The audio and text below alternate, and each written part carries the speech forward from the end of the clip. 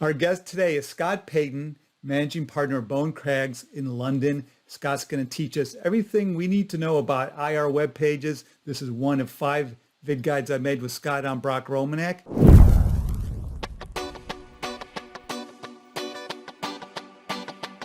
So Scott, ENS on the IR web page. This is a hot topic. This is something new. We have sustainability, social issues, how much investors care about these topics increasingly.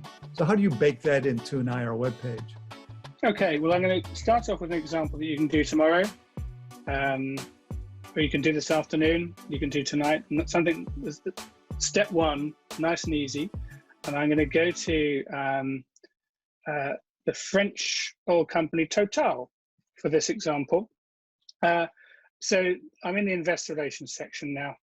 I'm in a Why Invest in Total page, which sets out at a high level the reason for investing in the company.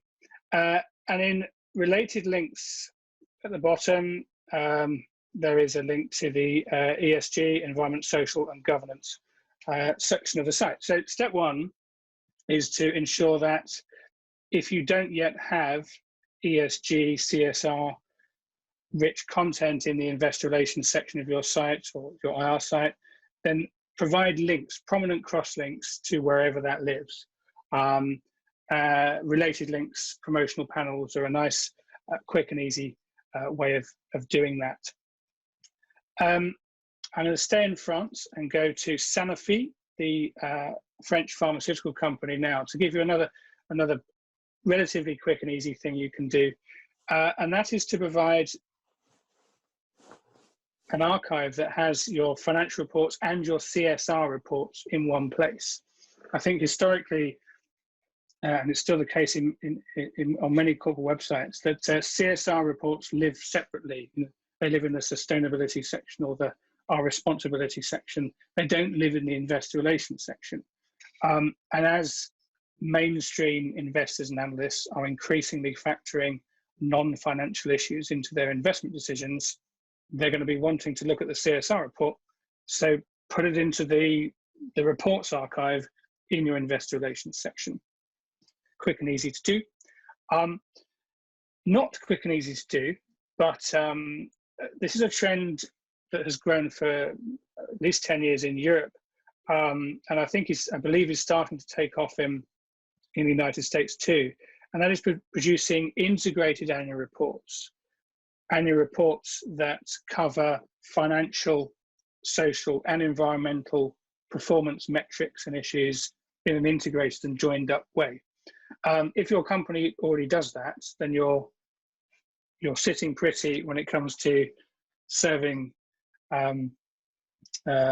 investors who want CSR information, ESG information, well on your website. But I think this is a trend that we're seeing, and BASF, the German chemicals company, has a really, really good interactive online integrated annual report that has interactive charting tools that cover financial data and non-financial data, environmental and social data, all in one place in a really joined up way. So I think what investor relations departments can do is to continue to fly the flag of the advantages of integrated reporting.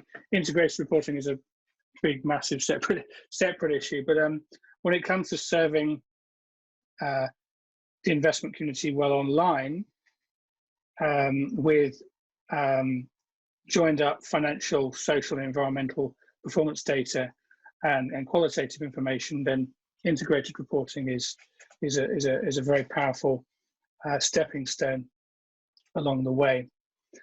And now I'm going to go to nirvana, the holy grail of effective treatment of social and environmental issues in the investor relations section. I'm going to go to BP here now, which has in 2020, Bowen Craggs, my company, named BP the world's best company at communicating with all external stakeholder groups well online, including investors and analysts. Really, really good. BP.com is world class, and that includes covering ESG content in the investor relations section. So I'm now in the investors section of BP.com, and there's really, really rich quantitative and qualitative ESG information inside as a dedicated subsection of the investor relations section. Some other good practice here, it's headed with a message from the chief executive from the top. And this is good practice when it comes to all social and environmental and governance communications. Is you get a quote, you get a video, you get an introduction from the chief executive, and that immediately sends a message that this is not a greenwashing exercise. This is not something that the marketing department thinks is a good idea as a kind of bolt-on. This is something that has got the attention of and is led by the chief executive. So lead your ESG communications materials by a message from the chief executive. Provide clear signposts to aggregated key performance data across environmental and social and governance metrics, ideally integrated with financial metrics too.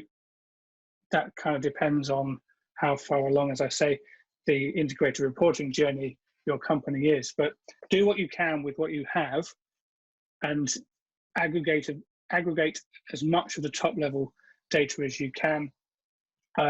Provide interactive charting tools covering non-financial metrics if you can. Provide cross-links to rich CSR information or relevant CSR information elsewhere on your web presence.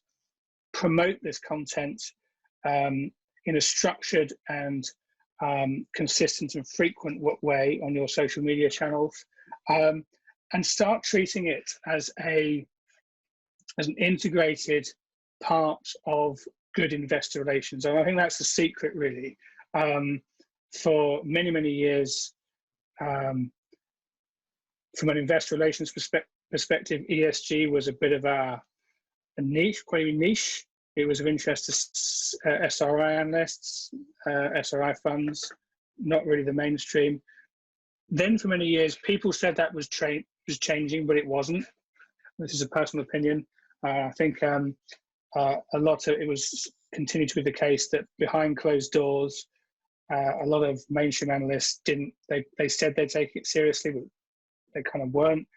I think there has been there's been a watershed the last couple of years, and you have Larry Fink from BlackRock kind of saying that we are now going forward going to be fundamentally factoring social and environmental issues into our long-term investment decision-making processes.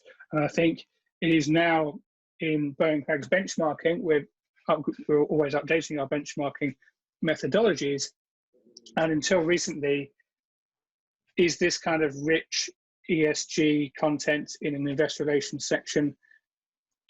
We gave it a tick, but it wasn't considered to be a must-have.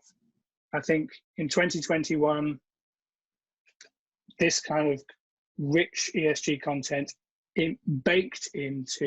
fully integrated into the investor relations section is a must-have. Yeah, and by the end of the day, it might end up being the most important part of your IR webpage because it's such an important topic. Yeah, I love it. The interactive chart generator. Whoa, that's fancy. I love seeing that. This has been great stuff. Thanks very much, Scott. It's a great pleasure.